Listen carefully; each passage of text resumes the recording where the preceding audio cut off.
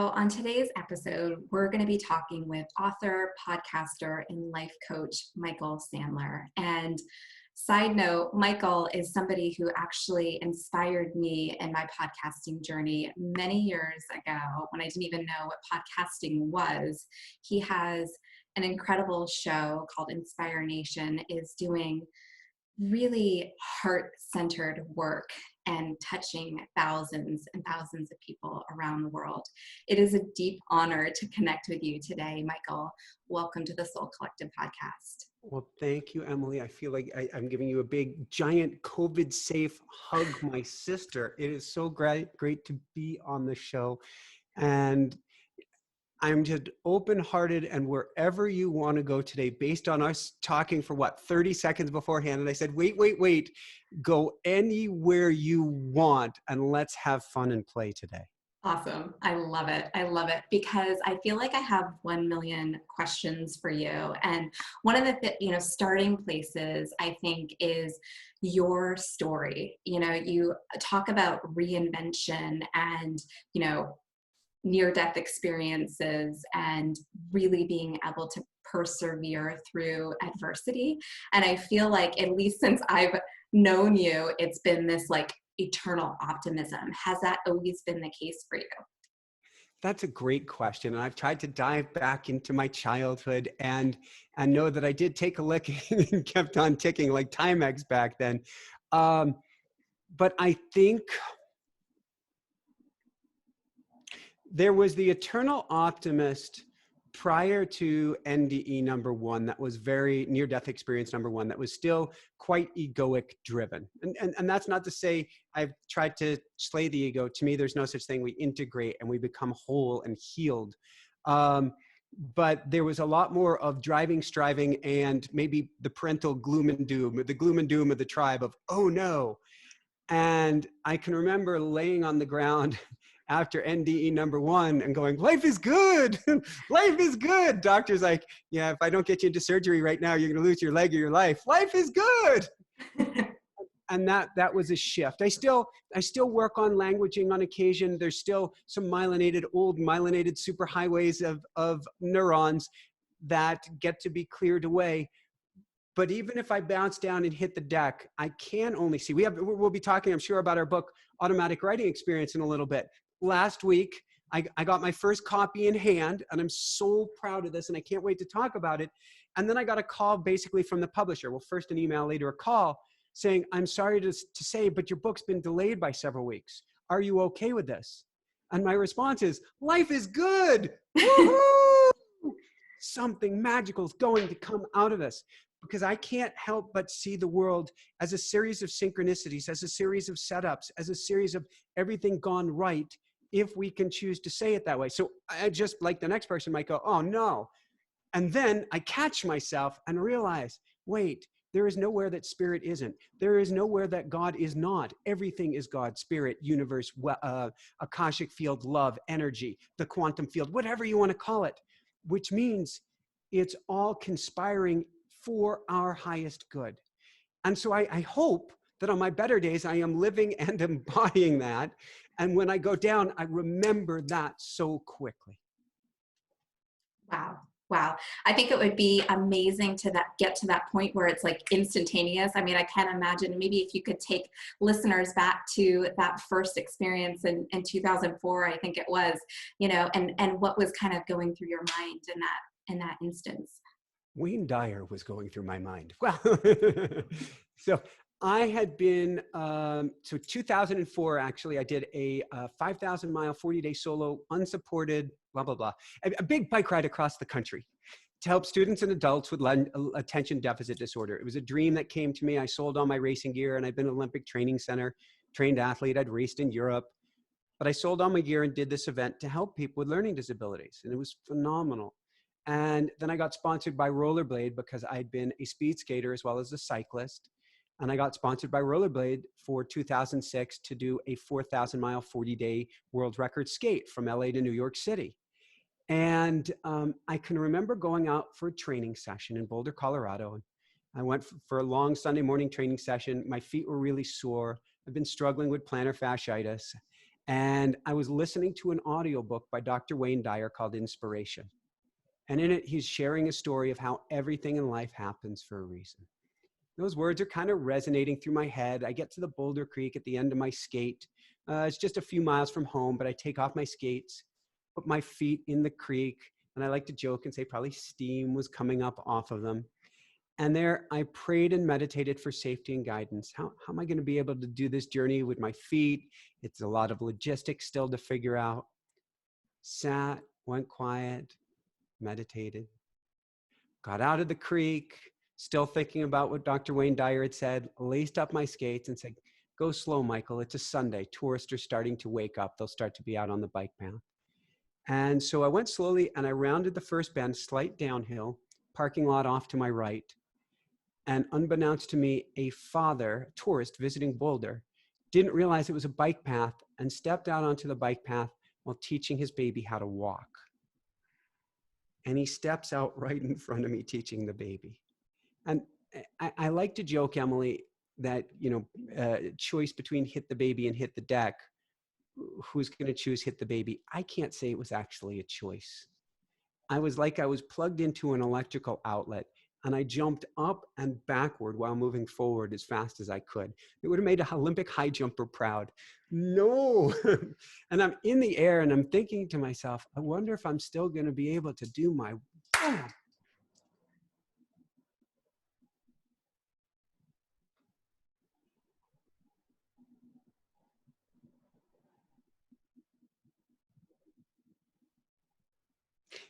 pops into my head, Emily. Greatest gift of my life. Greatest gift of my life. Because I hit the deck, bones exploded, everything wrong, and simultaneously everything right.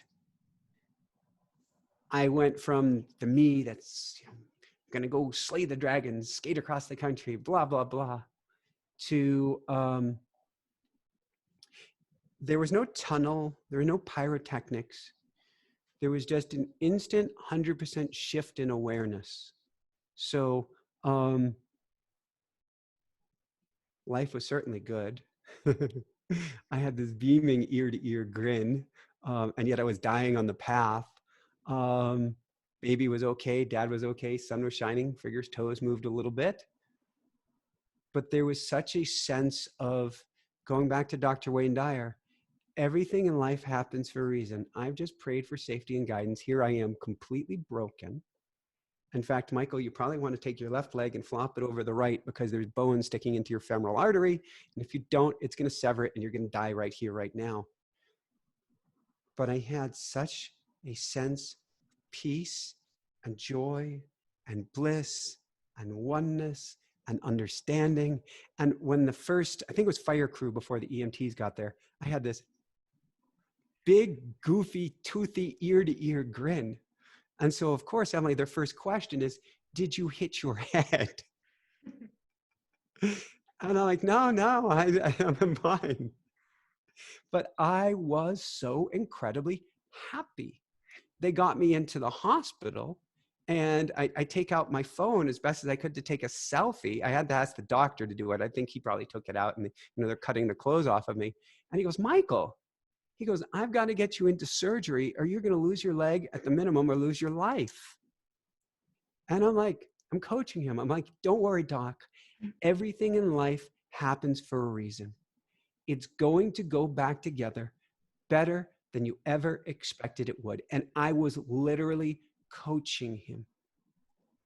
The next day I come to, and this is a very straight-laced surgeon. This is not his persona at all. He comes running into the hospital room. I'm so weak, I can barely get my head off of the bed. And he goes, Michael, you're never going to believe it. And he takes and he throws up the x-ray on the light box.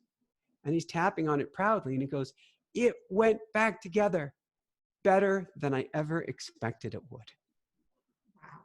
Wow. Woohoo! Wow. Wow. Such profound lessons there. I feel like in challenging instances, sometimes there can be awareness of, this is happening for me. There is a beautiful lesson in this. And yet sometimes there can also be a feeling of like, but why is this happening to me? You know, and how do I move through these challenging moments? And you have had a series of these throughout your life. It's interesting. There have been, in fact, years ago, 7 years ago, probably 7 years ago, when I felt I had to end this pattern of learning through severe physical challenges. I put together an Excel spreadsheet for a past life regressionist to see if we could go back and what I call rewrite my soul contract. And I had 36 serious accidents or hospitalizations. In this lifetime. In this lifetime, including 14 orthopedic surgeries, 3 other operations. And like, we got to put an end to this. And I did renegotiate that, and maybe we'll go there. But years ago, like I said, I was an Olympic training center, trained cyclist. I was racing bicycles in Europe, and I was waved by a French official at a roundabout with this giant crowd, so you couldn't see around it. He's going, the crowd's going, vous allez, and the official's waving me through. Ooh. And I was waved around the blind curve right into an oncoming car. And that ended my career, at least my European career. I came back a little bit, was top 10 cyclist in the country for sprints a decade later, but that really ended my journey to try to get to the Tour de France. For 7 years, as I was struggling with PTSD, I was struggling with pain, back pain challenges, I would have told you, Emily, God is dead, there is no God. Why did God forsake me? And probably some FUs and other profanities thrown in there, because here I was going for my dream and I was laid down cold. My leg had a 90-degree bend in it, and on it went. Now how I view it is everything, just as you were saying, everything happens for us. Everything happens through us. Nothing happens to us. We are not a victim in the story of our destiny. Destiny is destiny. Path is path. Journey is journey. It is all here to serve us. Some of it we'll understand in this lifetime. Some of it is a soul journey that we may not get this lifetime. But it is all here to serve us. Fighting against what is, Emily, hurts and hurts badly. Celebrating what is and pulling on the golden thread and saying, even if I don't get it today. So between you and me, I trained at the Olympic Training Center at the earliest time of Lance Armstrong. I was offered every drug under the sun when I got to Europe. I turned them down. It didn't go well. I had to change teams. I was kicked out of my living arrangement. I was ostracized by the very organization that had brought me over. Had I not been hit by that car, sooner or later, what would I have done? What would my path have been? I had seen later on many an amazing human being who was tempted and went down that road. Wasn't my path. Wasn't my path. So getting hit by the car, not to mention NDE number 1, NDE number 2, and so forth, was the greatest gift as well for steering my life in another direction. So if instead, you were watching last night my YouTube live, I'm not sure if you caught the meditation at the end, where I turned us all into a giant ball of light, into a giant sun. And I talk a lot about sorcery and magic, because it's all magic, it's all alchemy, it's all playing with energy. And I talk about spells and anti-spells. And the most beautiful spell in the world is realizing that everything is here to serve you. Because if you believe everything is here to serve you, you will create magic and attract magic in your life. If, on the other hand, an anti-spell, if you believe, poor me, woe is me, I am a victim to my life circumstances, you dim the light, you put on a black cloth over you, become a black sun, and ew, nobody really wants anything to do with you, let alone you wanting anything to do with you, because you've dimmed your light and you put yourself in the role of a victim. It's almost very cold and callous to say, Emily, and I know people have really suffered. People have been raped, abused, lost loved ones, been stabbed, and on it goes, and I make light of none of this.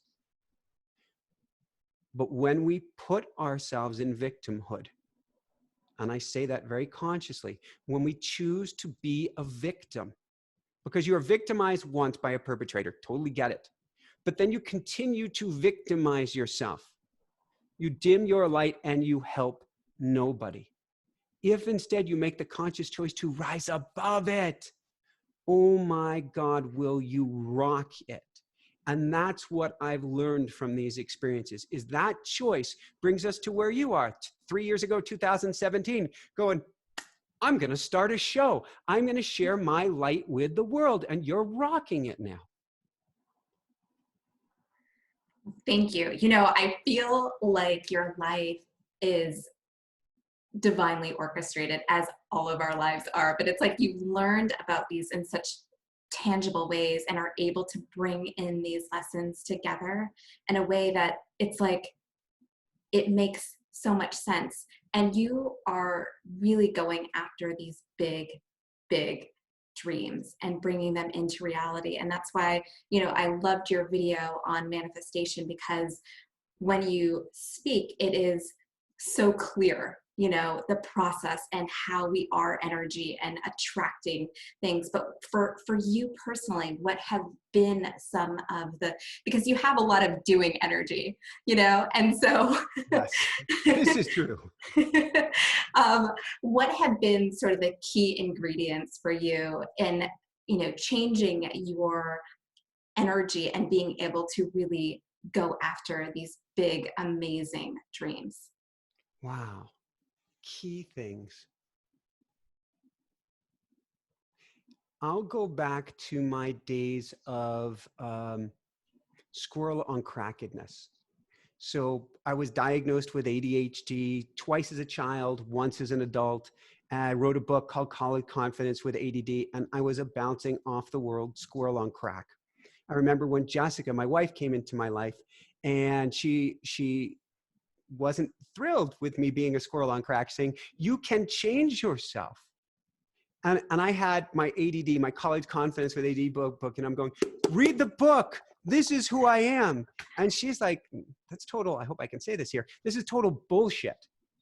You are who you choose to be. I was choosing in many other areas of my life to be who I chose to be. But in that area of life, I'm saying, I am as I am, Popeye. I am as I am. I can't do anything about it. Well, the fact is, Emily, we can change anything. Okay, if you're 5'10", you may not be a center for the NBA, but maybe you could. Or, you know, if you're 4'8" on a wheelchair, you may not run a marathon. Though, who knows? Maybe there's another way you can do it. However, the parameters of what we think is possible are completely false. Completely, they're illegally wrong. We've been taught by the tribe to play it safe, to play it small, no matter what, to keep safe. And we've forgotten who we are. So for myself, going back to ADD, because it's just a perfect metaphor, I went into meditation. I went into prayer. I had long conversations with myself. I went into writing long before I knew what automatic writing was. I went and spoke with the trees, and I completely rewired my mind. Because nobody, well, people had told me it's not possible, but I never believed them. And so any one area of my life, the biggest doing is not believing the naysayers and saying, I don't know how, but if I want it enough, I will find a way to change it over, under, through, beneath, whatever we want to call it. But I will find a way to leap onto the other side of the barrier. Now, going back to energy, I believe it's a two-step dance. I just was talking about it last night. As above, so below, as within, so without. First, we come up with what we want and who we are and understand that on the inside. And then what's missing with most people with the law of attraction and most spiritual folk, and I'm not picking on anybody, is we think that's it. That's the whole game, is an energy game. You still have to step forward. If you want to win the lottery, you have to buy a ticket.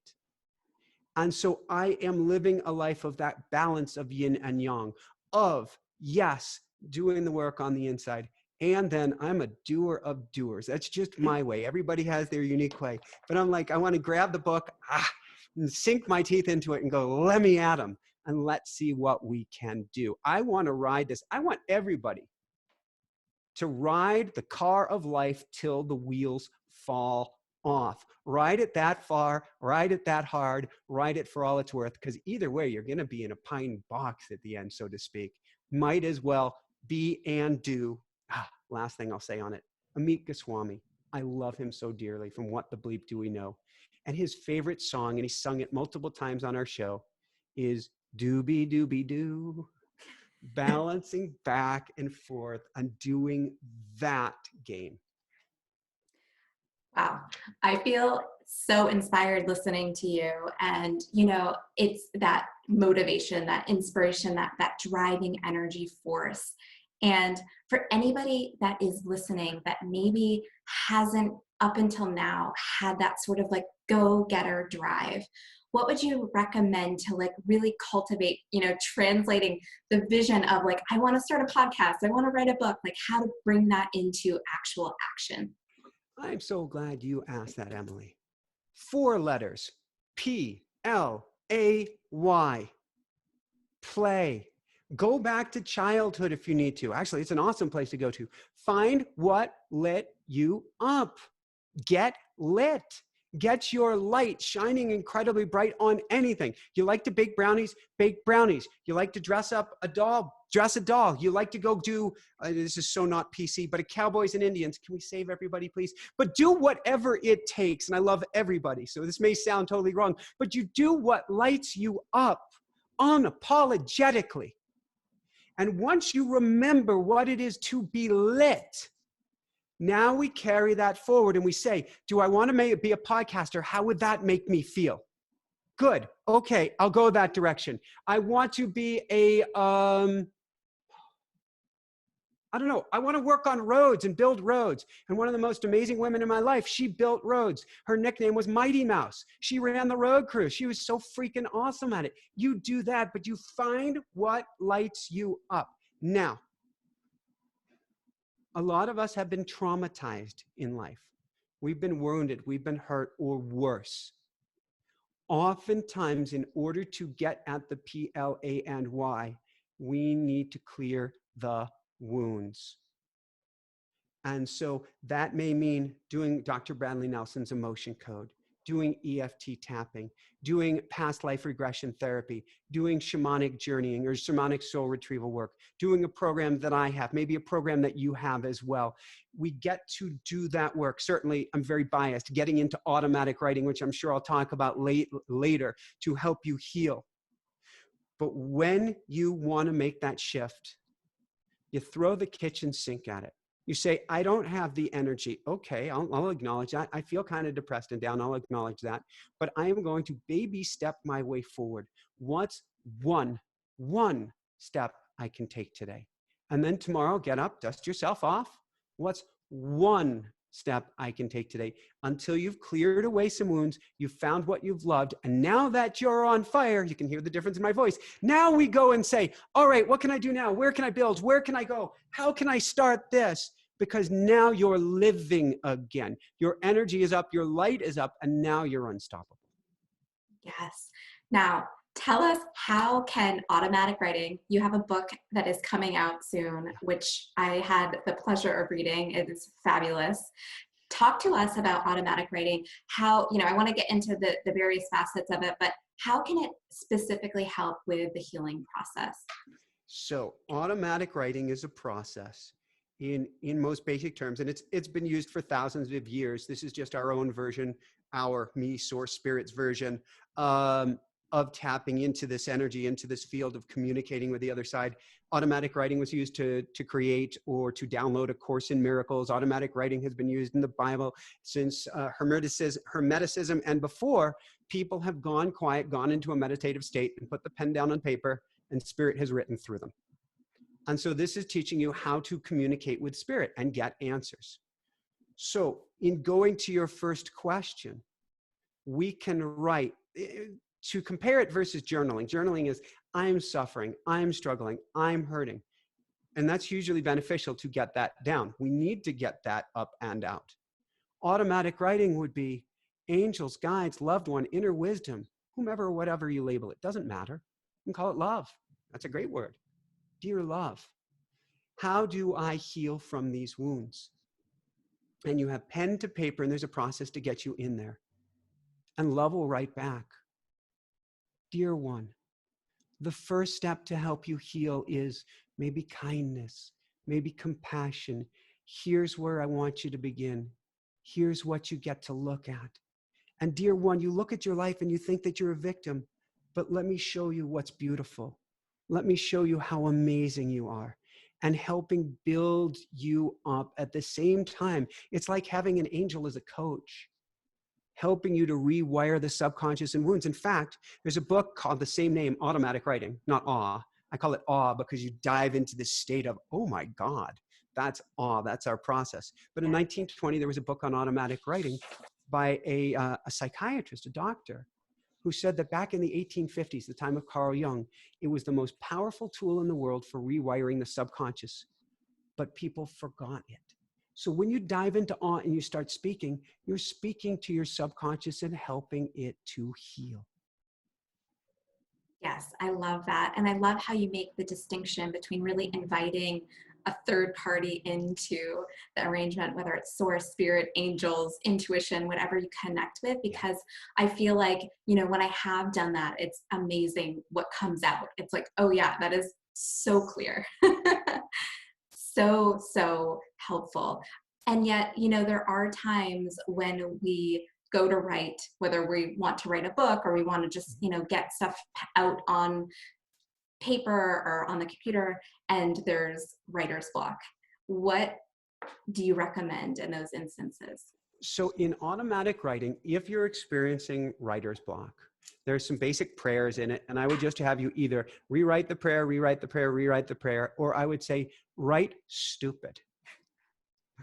I don't know what to write. I don't know what to write. This is really silly. This is really stupid. I don't know what to write. I don't know what to write. What you're doing is you're getting energy flowing, anything on the page. In automatic writing, what's cool is, and the neuroscience behind it shows, the thinking parts of the brain go offline. The frontal lobe, which is responsible for writing, goes offline. So as you get the energy flowing, you allow universe the opportunity to grab your hand, you've got pen in hand, and start, not really a Ouija board kind of operation, but start moving it for you once you get the energy flowing. Okay, so what would you recommend if, you know, a week goes by, nothing, like I'm, you know, stuck, like how long would you stay with it? So here's how it tends to work in automatic writing. About 20%, well, 10% of people get the most amazing words almost from day number one. Poetry, prose, lyrics. About 10% of people get pretty profound words. I've never gotten lyrics, so I'm in that category. About 60% of people get little snippets. You are loved, you are good, it's okay, dear one. And then nothing. And the last 20% are like you described. They're getting, I think the official term in Rocky is bubkiss. They're getting nothing. But I have them stick with it because energetically they are shifting. We make this mistake of thinking this, everything around us is all there is. But we're each playing an energetic game. That's how you and I are communicating today. We first not attach, but communicate with each other kind of, I want to say electronically, but we'll call it through the Akashic field, through spirit. And then there's an email, and suddenly there's a response, and suddenly here we are. We're playing an energetic game first. And so even if the words aren't coming to you, if you are in this field and it's teaching you how to be in a hypnagogic state, in a half here, half not here state, or in a state where you're really half on the other side of the veil, what's that mean? Well, if you've ever been half awake and you're in and out of dreamy consciousness, that's the hypnagogic state. The more time that you spend there, the better you feel. And soon enough, the words will come. Where we run into challenges in every area of our life, Emily, is by judging the results based on this moment. But this moment tells us nothing except perhaps maybe a residual of where we've been, not where we're at. Beautiful. Beautiful. I love that. And you have so much in your book that really talks about the intention around it, setting, you know, rituals, like where you're writing. I want to know for you personally what that looks like. What is your morning routine? Where are you writing? How are you invoking in this practice? So our lives are very unique this winter. We left our home behind in Colorado at the end of this summer with fires and all sorts of challenges, and said goodbye to our home and got in an RV for a few months, and now are in a very private retreat center by Joshua Tree in California. Very quiet, minus a rooster. We have the most amazing pet rooster in the world. Although just the fact that I say pet rooster is amazing, because very few people actually have a pet rooster. He was a rescued animal. There's a whole story behind there. We can go there, but he is the dearest, sweetest, sweet later in the day, creature on the face of the earth. And he is also in the morning, the loudest animal on the planet. 140 decibels, louder than a jet airplane by a good 20 decibels. So in the morning, Emily, I am extra quiet as I get out of bed. And I sneak to my computer without taking a breath. And I do what I can to open the computer. I probably stopped at the bathroom. I'm not even sure what I'm going to use for the facilities in there because I can't make a sound. I'm going to go to my computer. I'm going to get on my headphones, realizing that he actually can hear my headphones from 100 yards away. Their hearing is far better than any mammals. It is crazy amazing. So what typically happens is I wake up in the morning. I think to myself, oh, I'm awake. And I'm like, I just made a thought, man. Cut me some slack. He'll go back to sleep twice. And so after that first, I take care of things. I put on my headphones. I go and open a blank document up. I tend to do it typing because I'm heavily dyslexic, which means that when I write, if I get going at the speed of God, so to speak, words and letters and everything will just flip and trip over each other. And so I've gone to the keyboard. I put on theta brain entrainment music called binaural brain entrainment music. We actually, if you go to automaticwriting.com, we have a whole program. We give you the music with it. If you get the book too, actually, you'll have access to the music. And so I put on this music, which puts me in the hypnagogic state. And then I go into meditation, I go into prayer, and I start writing. And I'll write anywhere from a minimum of about 20 minutes, probably up to an hour. Right now, they're giving me my next book. This is the Guides of Awe, I call them. And everybody has their own guides. And so I'm getting a brain dump as for my next book.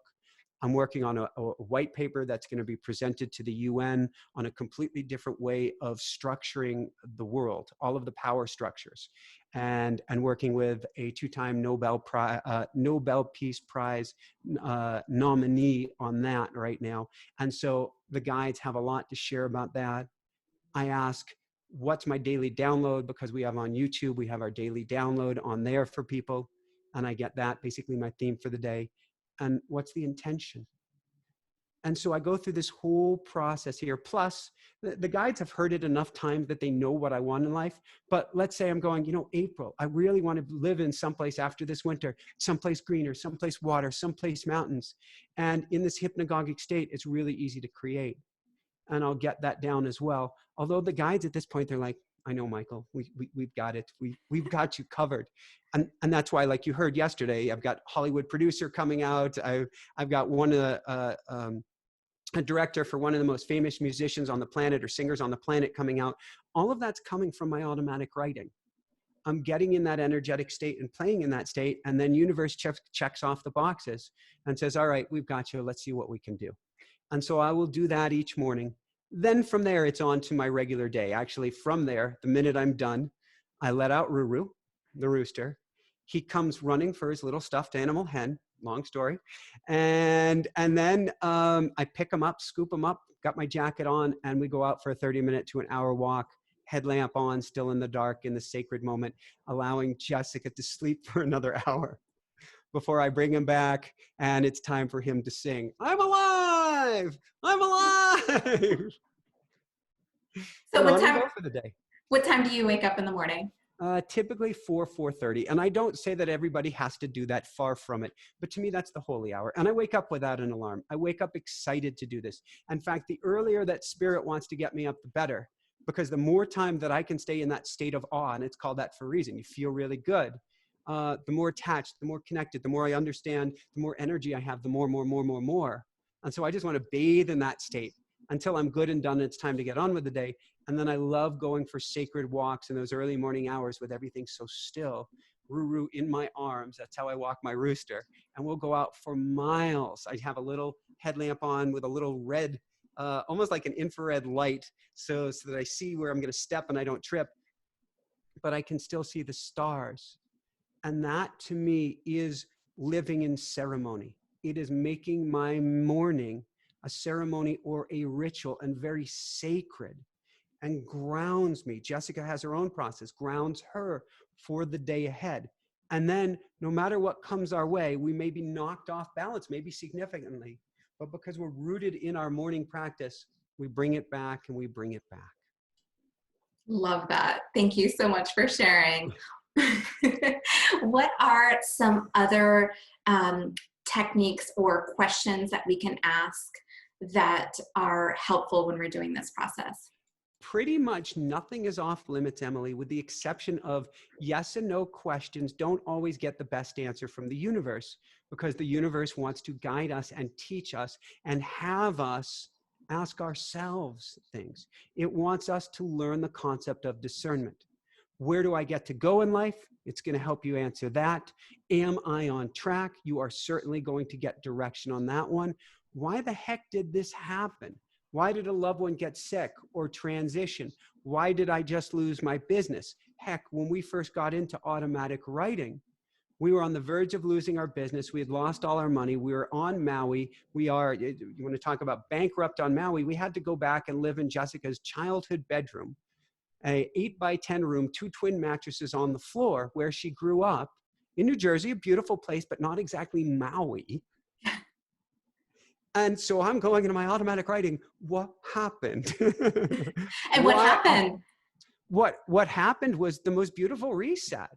So we were holding space in a meditation center 3-4 hours a day, Jessica and I, like little monks. It was so good. While the rest of the world was collapsing around us because we didn't have a technique for hearing from spirit. All we were doing is soaking in the bliss. In other words, numbing ourselves up to what was going on in the real world. She got mold toxicity poisoning, was very sick. I had my second NDE, and while recovering, had an accident that broke all the bones around my heart, finally leaving me what I call an open-hearted warrior. That's a whole story unto itself. And universe hit the reset button. It kicked us out of paradise, humbled us, not to humble us, but to get us on a different 90-degree different path. And so I got into my automatic writing in New Jersey. Where do I go from here? You get to start a show. What is the show I get to start? Is it supposed to be a show about health?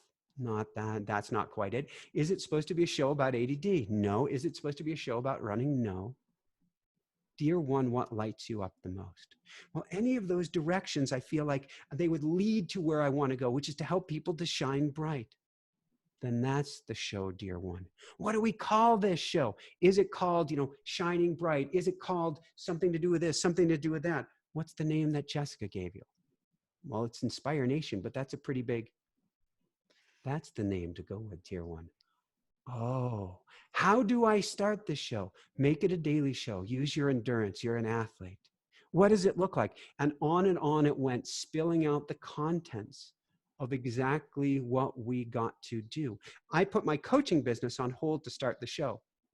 Thankfully, Jessica's parents, who were supporting us and wanted me to become a high school teacher and stop everything that I was doing, they're like, you need some stability. They supported us. 6 months in, Jessica's mom comes to me, 70 years old. It's time for her to retire. And she goes, do I need to get a second job to support you guys? All right, automatic writing.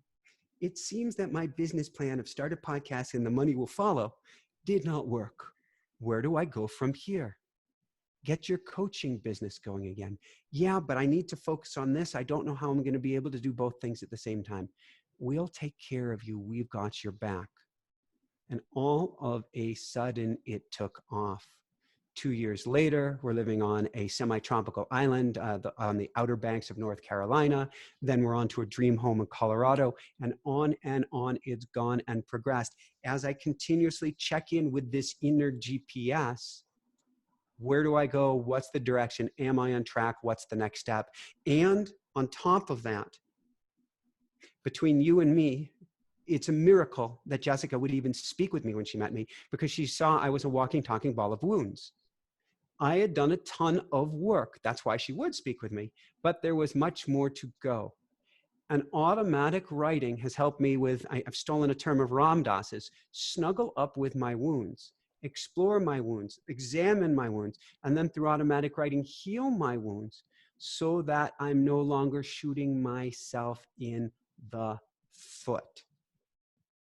And then I could fly. Before that, no matter how many great ideas, I'd hit the ceiling and bounce back. We had a $350,000 deal with Random House for 2 books.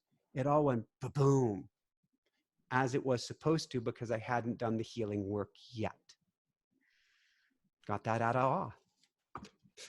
I have full body goosebumps. And, you know, the word that's coming up for me right now as you talk is endurance. And what a great gift to have the endurance, because sometimes we give up before we get there, you know? And for those who have not heard Inspire Nation, it is one of my favorite shows in the world.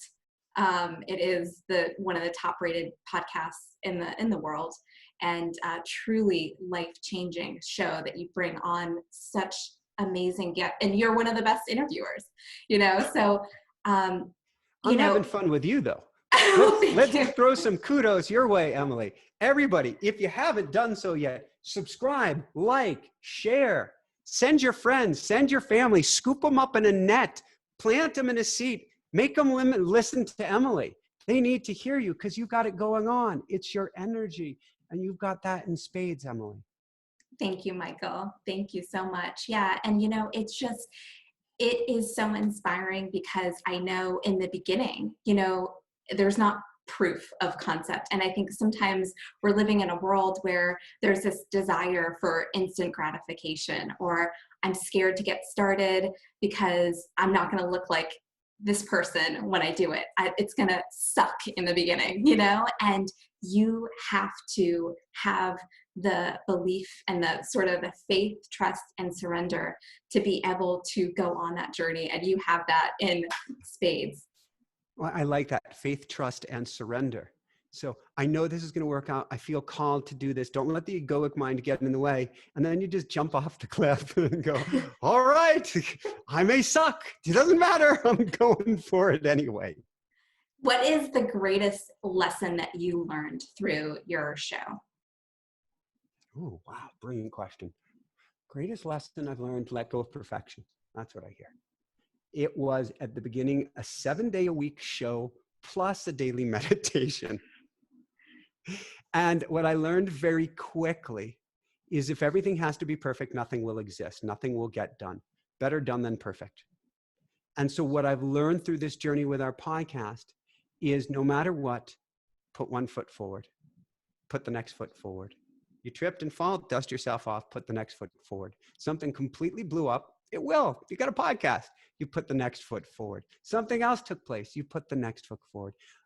Along those lines, letting go of perfectionism is really treating yourself with an infinite amount of kindness and compassion. That no matter what happens, love yourself up no matter what. Stuff's going to happen, always, inevitably. I liken it to going on a fast mountain bike ride. You go on a fast mountain bike ride where you're right on the edge. Sooner or later, you're going to fall and have to dust yourself off. Does it mean it wasn't worth doing? Well, it's a conscious choice. But living on that edge in life, to me, not where we're breaking bones, but living on the edge, meaning where life is most exciting and you're lit. That's what it's all about. And that starts when you give yourself permission to wipe out. Failure is not failure. They say failure is not an option. What's not an option is not living. Not making a choice to truly live your life. That is the only place we might use that F word. And even that's not real, because no matter what you do, if you chose to live your whole life in bed, that's still living a life. And who's to judge? But I would challenge you. Is there something more waiting for you? Yeah, but I need to be able to do this, or I don't have the education in that, or I wouldn't know how to start this. Or I had on Mark Victor Hansen a couple of days ago for a Law of Attraction show coming out tomorrow. I'm so excited for this one. He is the Guinness Book World Record holder for selling the most nonfiction books in the world. 500 million books. 500 million books. And he says that, and we talked loosely speaking as a metaphor of how to write the story of your life, how to write a book. And rarely do people start. I know you have a book in you, Emily. I know everybody has a book in you, and rare in them. Almost nobody starts because they're afraid it has to be perfect from sentence number one. It has to be good to read. It has to be great. No, let it be crappy. Let it be poopy. Let it be the worst thing in the world, but get the energy flowing. That's self-forgiveness. That's love. That's kindness. That's compassion. Now when the energy's flowing, now we can hone our craft. Now we can get better at it. Don't try to be Hemingway from the first sentence. Come back for rewrite after rewrite if you rewrite. But now you're going, kiddo. And that's the juice. That's the fun. That's the excitement in life. How many books do you have now, Michael? This is book 4, Open-Hearted Warrior. And this actually took 4 writes, because what happened is, and I'll tell you about book number here in a second, the guides came through loud and clear on book number 1, the first version of this, but I'm not Paul Selig, and if you haven't read, I'm sure you have, but if others haven't read Paul Selig's works, the most amazing channeler of books like I Am the Word and Freedom and Alchemy, incredible. There the guides give it to him word for word. He doesn't change a thing. That's not how the guides work with me, because I'm doing a conversation with them. And it barfed out like a 1,000-page book. And then there was a second try, which got barfed out 1,000-page, and on until we got the most beautiful book, but it took a lot of work. Open-Hearted Warrior was supposed to be our next book. That is in the works, but universe paused me and said, you have a book on magic and sorcery to write. And just like writing a book on automatic writing. So 5 years ago, Jessica says, you need to write a book on automatic writing. And I said, no, that's not my game. I'm a life coach. I'm not going to talk people about talking with their spirit guides and talking with their angels. That's going to like pigeonhole me for life as this just totally weird woo-woo guy that, no. Well, Emily, automatic writing had a thing or two to say about that. Until I said, I submit. And so this time around, they're like, we're gonna have you write about sorcery and magic and how you can create with your mind. And at first I go, but I know well enough to go, all right, give it to me. Let's just do this. No, I can't wait. That's like books 5 and 6. Right now, I was told between 2017, I think it was, and 2020, I kept on wanting to do automatic writing to get this book out. And it kept saying, wait, dear one, wait. Once 2020 hits, we're going to take the leash off of you. And we're going to allow you to be the writer that you want to be. And so I have queued up inside of me at least a book a year, maybe many, many more. Because if I was to just sit down now and carve out that time and space and say, give it to me, universe, one book will come out and the next book will come out and the next book will come out. So now it's just figuring out how we recreate our lives right now and the show and everything to give me that sacred space to allow them to spill out. Wow. It's so cool. And you've constructed a life that is so unique. You're traveling around with a rooster and you work with your wife, who is the executive producer of your show. Yeah, she's the everything. And actually the goal right now, and to set that intention, is for her to be able to step out of anything except whatever piece is most meaningful to her. And so both of us are still in the work, and we want to be more on top of the work, even more high level. And that, by God, that will happen this year, one way or the other, because I am totally lit on camera. That is not her game. Yesterday, I have on this little Garmin watch here that measures stress levels. After my talk last night, 82 minutes, probably by now, 5,000 people. By the end of today, 10,000 people have caught it, and on it goes. My watch will show you your range of stress. And there is the yellow zone, which goes up to like 100 and is like stressed out to the max. And the blue zone, down 10, 20, tiny little bit of stress. And my talk I gave last night, almost unscripted. Universe gives me stuff in advance, says, here's what you're going to talk about. And I'm like, okay. Was in the blue zone the whole time. Wow. You put me in front of 100,000, a million people, however many people, and all of a sudden I'm totally calm. I'm in my bliss zone. The camera is not that place for Jessica. And I owe it to her with every cell of my beingness to free her from as much of this work as possible so she can be in that blue zone for herself as well. Love that. You've got the manifestation formula down, where it's just like, okay, you know what you're calling in and you know you're going to get there. Talk to us a little bit. What are some just key ingredients to bring something into? Thank you. It's what I'm going to do is give you the key anti-ingredient, which is kind of weird and strange, but it's what automatic writing, what the guys have been giving me lately, which is you can watch all the automatic, all the law of attraction shows you want, what you think about, you bring about, you can go watch The Secret and you can feel your hands on the steering wheel and all that great stuff. That's good. That's powerful. That's important. You can go with Neville Goddard, who I absolutely love, and get the feeling sensation of already being there, of already having attracted it. That's phenomenal. You can go to Napoleon Hill, Think and Grow Rich, and write things down each and every day. That's great too. You can get yourself looking through the mind's eye of somebody who's already succeeded and done what you do. Super powerful. But what about the other 99% of the day? When you're living your life and you're going, oh no, not again. Oh, how am I going to do that? Oh, I bet there's a bill in the mailbox. That person just cut me off. And what you are doing is you're spending 0.1% of your time in the day in the manifestation zone. And the rest of your time, you're in the real world, manifesting the exact opposite of just what you've worked so hard for. And so to truly manifest is both to get out of your own way, A, and B, live it. Don't do it. Doing it is 10 minutes today, I will do manifestation worker. We have a process in automatic writing called the Woohoo 8. In fact, I love it. I'm so proud of it. A shiny yellow Tesla, gold wheels. Ruru is taking a nap in it right now. I kid you not. That's his sacred place. Has a license plate, Woohoo 8, which is a manifestation tool we teach in awe.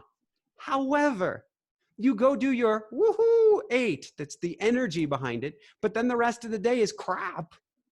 You've done nothing. Instead, we need to live in that sacred space. It doesn't mean you don't trip and fall. It doesn't mean you don't go ow when you've skinned your knee.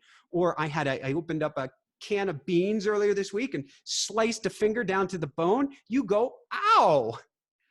And then you go, how do I get myself back into a positive place? What amazing thing can come of this? How do I shine my light even brighter? Thank you for the cut. I'm all right. Woohoo! I sound so goofy. And that woohoo came out of my first near-death experience. It is just me plugging into the joy of the universe. The more that you can live in that space, not childish, but childlike, because kids haven't been squashed yet, at least the majority of them. They're still living in that creative zone. A child is a manifestor's manifester. They will get a lollipop no matter what. They are living in that zone. They don't know. No, nothing is impossible. We live in that world too.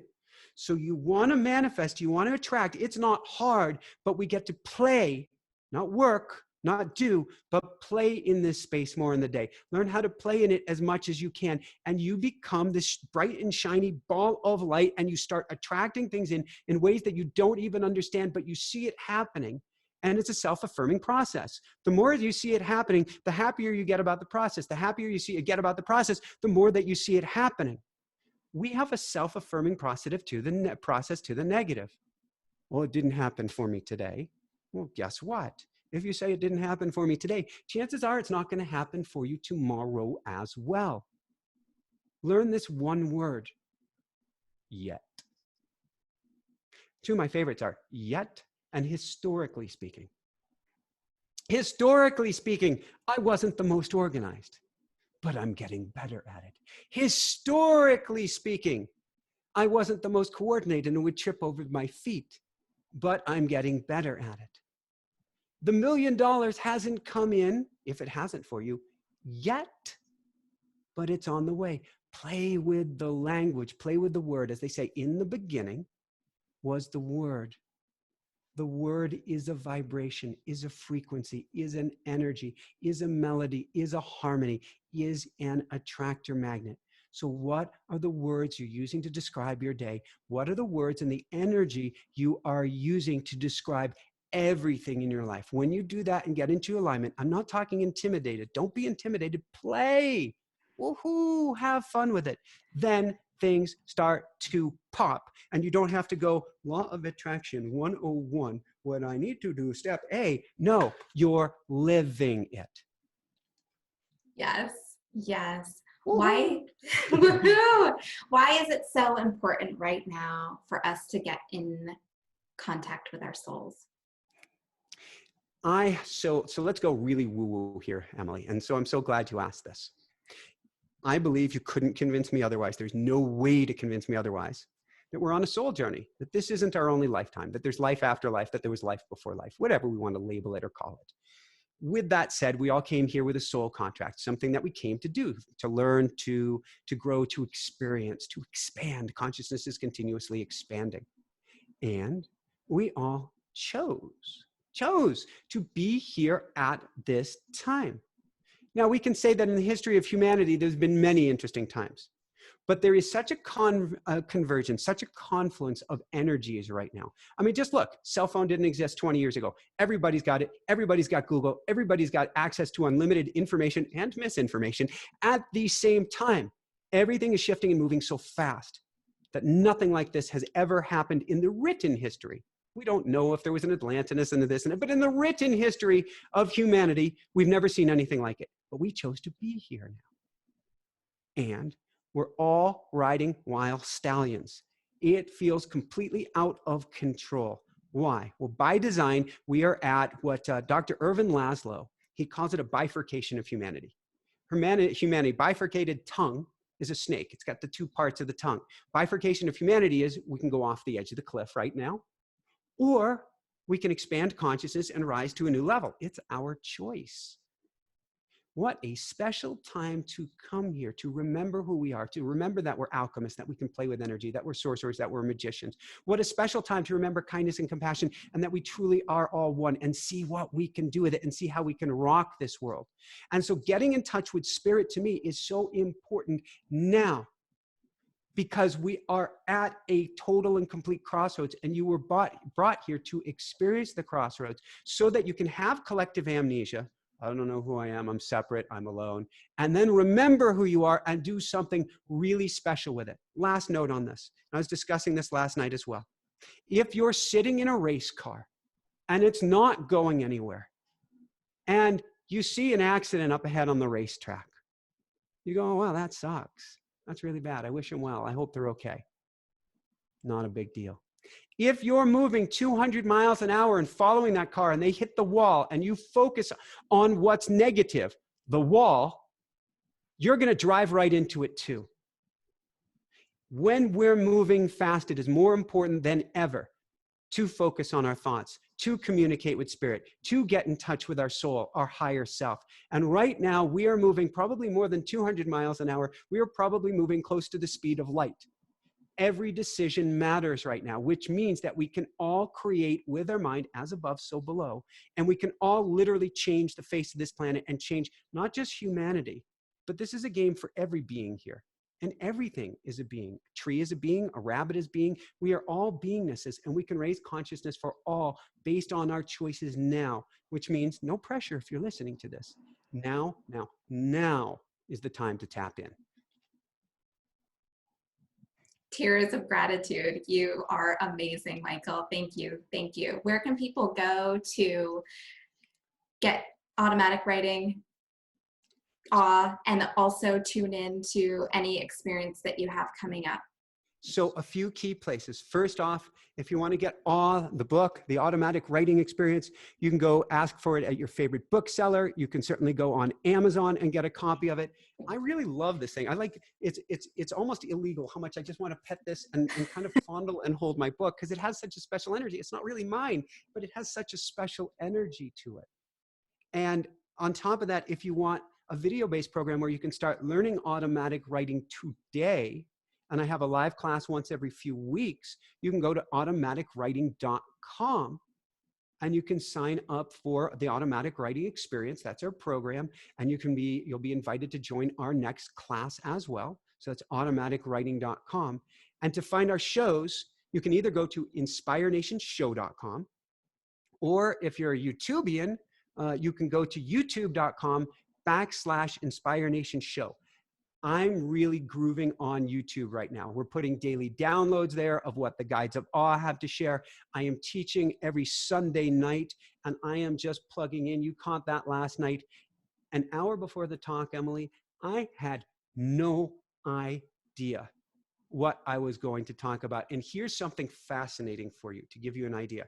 I talked about the concept last night. I don't know if you caught this part because it was 82 minutes long, of misdirection. And how important it is not to have a date or do a dance with misdirection. I'd never heard this concept before I was saying it on the mic. Never occurred to me in a million years. But I'm plugged into spirit and something special comes out. And so those are on YouTube every Sunday night. It sounds funny to say, I don't know what I'm going to say. But what I'm doing is I've done automatic writing for so long that the guides are speaking through me now. They'll speak through you as well. And it comes out really, really special. So that's youtube.com/InspireNationShow. There you click the subscribe button and then the bell icon, and it notifies you of all upcoming shows. And I think those are the majority of things. You can find other classes. We have all sorts of things at InspireNationUniversity.com. But I think the best thing is start with automatic writing and then go follow us on our YouTube adventures. If you're in iTunes or podcast, we're everywhere in the podcast world. You can find us, Inspire Nation Show. Yes. Thank you. Thank you. Thank you. This has been amazing, Michael. So much gratitude for you. It goes both ways, and giant COVID safe hugs, of course. This is so much fun, Emily. So much fun. We'll have to have you back on the show, and